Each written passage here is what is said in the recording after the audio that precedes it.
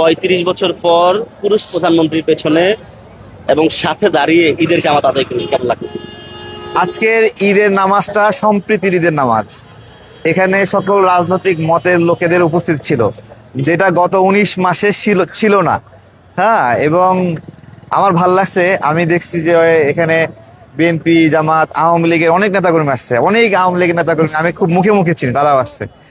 তো একটা নিরাপদ ঈদ নামাজ আমরা ফেস করলাম। আর তার চেয়ে গুরুত্বপূর্ণ, আমাদের রাষ্ট্রপতি, এই মাননীয় রাষ্ট্রপতি, তিনি গত 19 মাস বাইরের পরিবেশে কোনো নামাজ পড়তে পারেন নাই সাধারণ মানুষের সাথে।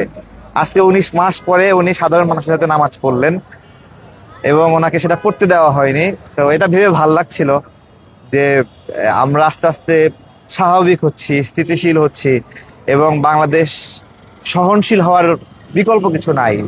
সবাইকে নিয়ে ভালো থাকতে হবে। যারা অপরাধী তাদের তো বিচার করতে হবে। হত্যাকাণ্ডের বিচার কখনো তামাদি হয় না। হ্যাঁ, কিন্তু যারা নির্দোষ মানুষ তাদেরকে দোষ দেওয়াও একটা জুলুম। সেই দোষের সংস্কৃতি থেকে বের হয়ে আসার একটা পথিকৃত হবে আজকে ঈদের নামাজ, যেটা গত 19 মাসে ছিল না। হ্যাঁ, এবং আমার ভাল লাগছে, আমি দেখছি যে এখানে বিএনপি, জামাত, আওয়ামী লীগের অনেক নেতাকর্মী আসছে, অনেক আওয়ামী লীগের নেতাকর্মী আমি খুব মুখে মুখে চিনি, তারাও আসছে।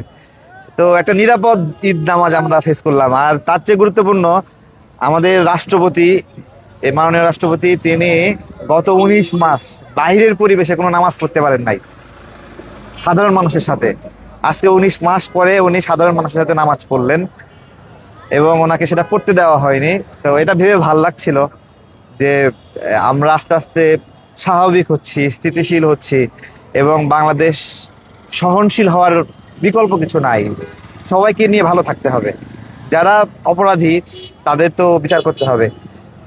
হত্যাকাণ্ডের বিচার কখনো তামাদি হয় না। হ্যাঁ, কিন্তু যারা নির্দোষ মানুষ তাদেরকে দোষ দেওয়াও একটা জুলুম। সেই দোষের সংস্কৃতি থেকে বের হয়ে আসার একটা পথিকৃত হবে আজকে ঈদের নামাজ।